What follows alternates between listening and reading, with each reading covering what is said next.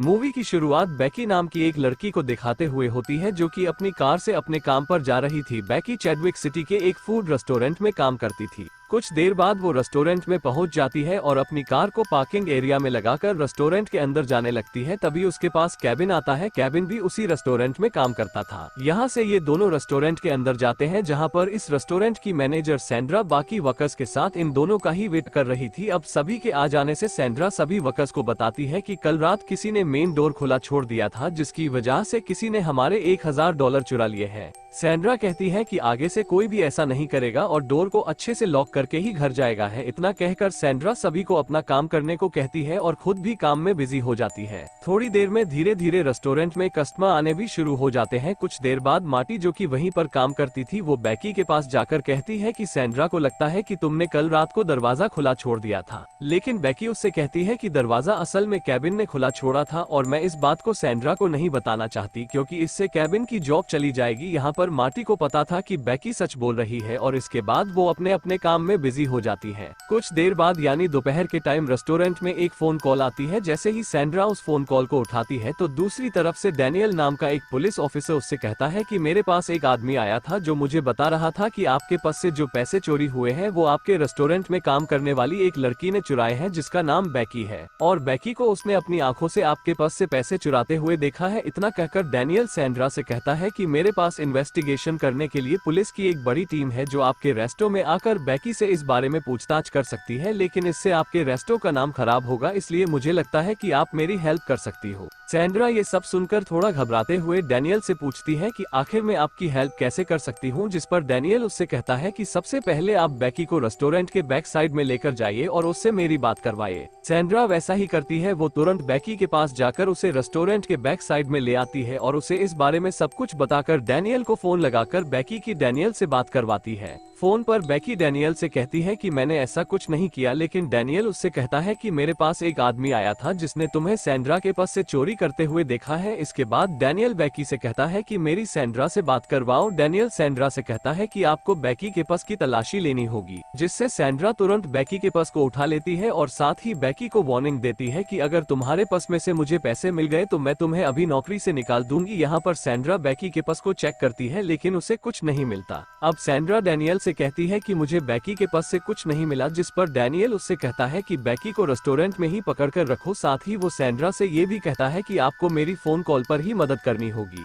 Sandra उससे कहती है कि बेकी ने पहले कभी ऐसा गलत काम नहीं किया, लेकिन डैनियल उसकी बात पर विश्वास नहीं करता और कहता है कि अगर बेकी निर्दोष निकली तो इसकी जिम्मेदारी मैं खुद लेता हूं और जो भी सजा मुझे कानून देगा मैं उसे कबूल करूंगा। सैंड्रा बेकी की दोबारा डैनियल से बात करवाती है और बेकी डैनियल को समझाने की कोशिश करती है कि सर, मैंने आज तक कभी भी ऐसा गलत काम नहीं किया और मैं चोर नहीं हूँ। ये सुनकर डैनियल बेकी को दो ऑप्शन देता है। पहला ये कि बेकी को चोरी के जुर्म में जेल जाना होगा और दूसरा ये कि बेकी को अपने सारे कपड़े उतारकर सैंड्रा को उसकी तलाशी लेनी देनी होगी। ये दो ऑप्शन सुनकर बेकी के पैरों से जमीन खिसक जाती है, लेकिन वो जेल नहीं जाना चाहती थी, इसलिए वो अपने कपड़े उतारकर सैंड्रा को उसकी तलाशी लेने के लिए रेडी हो जाती है। लेकिन वो डैनियल से रिक्वेस्ट करती है कि जब उसकी तलाशी ली जाए तो उसके पास मार्टी वहाँ पर मौजूद रहे। डैनियल बेकी की इस बात के लिए मान जाता है। वहीं सैंड्रा को यहाँ पर थोड़ा शक होता है और वो डैनियल से पूछती है कि क्या वो किसी फोन बूथ से बात कर रहा है या फिर किसी दूसरे तरीके से उन्हें देख पा रहा है। सैंड्रा की इस बात का डैनियल उसे कोई जवाब नहीं देता और सैंड्रा भी मन ही मन डरी हुई थी, इसलिए वो इस बात को इग्नोर करके मार्टी को लेने चली जाती है। सैंड्रा मार्टी के पास जाकर उसे इस मामले में सब कुछ बताकर अपने साथ रेस्टोरेंट के बैक साइड ले आती है। इसके बाद बेकी अपनी तलाशी देने के लिए एक एक करके अपने सारे कपड़े उतार देती है। सैंड्रा बेकी के सारे कपड़ों को चेक करती है, लेकिन उसे कुछ नहीं मिलता।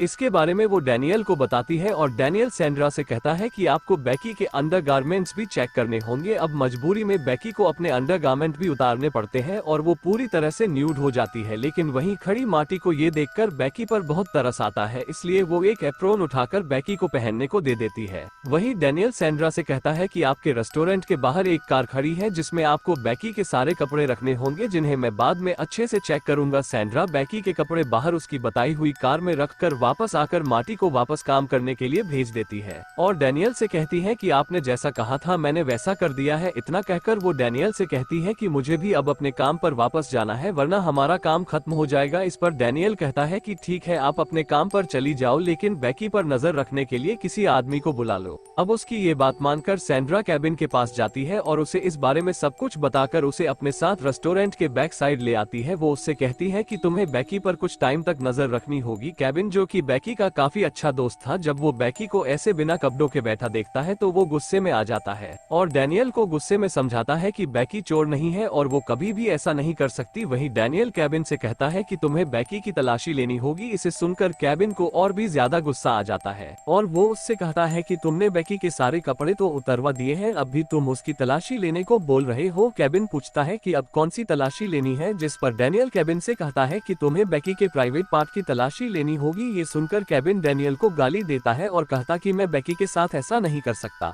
इतना कहकर वो बाहर जाने लगता है और अचानक वो सैंड्रा से टकरा जाता है जो वहीं आ रही थी। वो सैंड्रा से कहता है कि सॉरी मैं इस मामले में आपकी कोई मदद नहीं कर सकता। अब सैंड्रा डैनियल से बात करती है जहाँ पर डैनियल उसे बताता है कि केबिन बेकी पर नजर रखने के लिए सही आदमी नहीं है। डैनियल सैंड्रा से पूछता है कि आप किसी ऐसे आदमी को जानती हो जो बेकी पर अच्छे से नजर रख सके, जिसके जवाब में सैंड्रा उसे अपने हस्बैंड के बारे में बताती है। डैनियल कहता है कि आपको अपने हस्बैंड को इस काम में उनकी मदद करने के लिए बुलाना होगा। अब सैंड्रा को काफी अजीब लगता है, लेकिन वो बिना कुछ सोचे समझे अपने हस्बैंड जिसका नाम वान था उसे रेस्टोरेंट में बेकी पर नजर रखने के लिए बुला लेती है, लेकिन वान काफी नशे में था। सैंड्रा वान को इस मामले के बारे में सब कुछ समझा देती है और वान को बेकी पर नजर रखने के लिए छोड़कर वापस अपने काम पर चली जाती है। वहीं डैनियल उससे कॉल पर बात करता है और उससे कहता है कि तुम्हें बेकी को एप्रोन उतारने के लिए कहना होगा, लेकिन वान इतना भी नशे में नहीं था कि वो इस बात को समझ ना पाए। वो डैनियल को ऐसा करने से मना कर देता है। डैनियल वान से कहता है कि मेरी बेकी से बात करवाओ। डैनियल बेकी से कहता है कि अगर तुम्हें जेल जाने से बचना है तो तुम्हें वही करना होगा जो वान तुमसे कहे। आखिरकार बेकी ऐसा करने के लिए मजबूर हो जाती है और वान के सामने ही अपना एप्रोन उतारकर पूरी तरह से न्यूड हो जाती है। डैनियल बड़े ही अजीब तरीके से वान से पूछता है कि बेकी के बॉडी पार्ट्स कितने बड़े हैं, जिस पर वान उसे कोई जवाब नहीं देता। तभी डैनियल वान से कहता है कि वो ऐसा इसलिए कर रहा है क्योंकि जिस आदमी ने बेकी को चोरी करते हुए देखा था उसने बेकी के चेस्ट पर कुछ निशान देखे थे, इसलिए तुम्हें उन निशानों का पता लगाना है। वहीं डैनियल को वान की आवाज से समझ आ जाता है कि वो नशे की हालत में है, इसलिए वो वान से कहता है कि तुम्हें बेकी को जंप करने के लिए कहना होगा जिससे चोरी की हुए पैसे उसके प्राइवेट पार्ट से नीचे गिर जाए। वहीं वान के कहने पर बेकी जंप करने लगती है और जब कोई पैसे बाहर नहीं निकलते तो डैनियल वान से कहता है कि तुम्हें बेकी के प्राइवेट पार्ट को खुद ही चेक करना होगा। वान अब बेकी से काफी अट्रैक्ट हो चुका था, इसलिए वो बेकी के प्राइवेट पार्ट को चेक करने लगता है।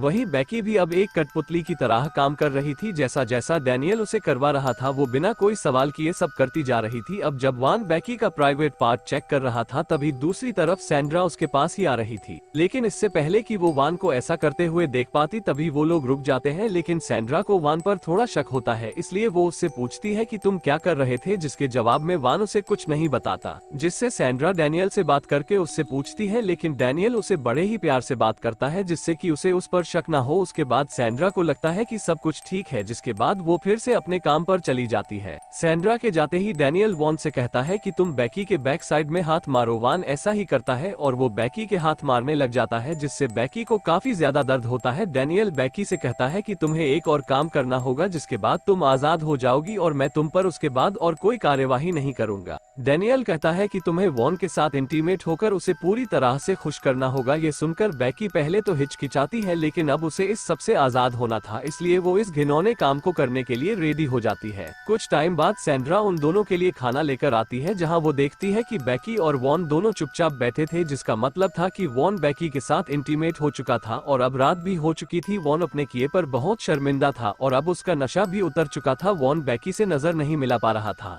सैंड्रा को ये सब देखकर कुछ भी समझ नहीं आता कि यहाँ पर आखिर हुआ क्या है। तभी सैंड्रा डैनियल से कॉल पर बात करती है तो डैनियल उसे बताता है कि वॉन काफी थक चुका है, इसलिए उसे घर भेज दो। जिसके बाद वॉन वहाँ से चला जाता है। वॉन कार में बैठकर अपने दोस्त को कॉल करके अपने घर पर बुलाता है और उसे सब कुछ बता देता है कि उसने नशे की हालत में कितनी बड़ी गलती कर दी और अब उसे अपने किए पर पछतावा हो रहा है। वहीं दूसरी तरफ रेस्टोरेंट में सैंड्रा का एक दोस्त उससे मिलने आता है और उसे देखकर सैंड्रा काफी खुश होती है। वहीं रेस्टोरेंट की बैक साइड में बेकी देखती है कि इस पूरे रेस्टोरेंट में कैमरे लगे हैं, मतलब कि जो भी वॉन ने उसके साथ किया था वो सब रेस्टो के कैमरे में रिकॉर्ड हो चुका था। वहीं सैंड्रा हेरल्ड को बेकी के बारे में सब कुछ बताकर उसे कुछ देर के लिए बेकी पर नजर रखने के लिए मना लेती है और उसे बैक साइड में बेकी पर नजर रखने के लिए छोड़कर अपने काम पर वापस आ जाती है। जिसके बाद डैनियल जब हेरल्ड से बात करता है तो हेरल्ड को वॉन ने जो बेकी के साथ किया था वो सब कुछ बता देता है और फिर हेरल्ड से भी कहता है कि तुम्हें भी बेकी के साथ इंटीमेट होना होगा। अब ये सब सुनकर हेरल्ड तुरंत सैंड्रा के पास जाकर उसे सब कुछ बता देता है कि डैनियल ने वॉन से बेकी के साथ क्या क्या करवाया है और अब मुझे भी बेकी के साथ ऐसा ही करने को कह रहा है। इतना सुनते ही सैंड्रा को यकीन हो जाता है कि डैनियल कोई पुलिस ऑफिसर नहीं है। वो तुरंत पुलिस को कॉल करके उन्हें सारी घटना के बारे में बताकर यहाँ पर बुला लेती है।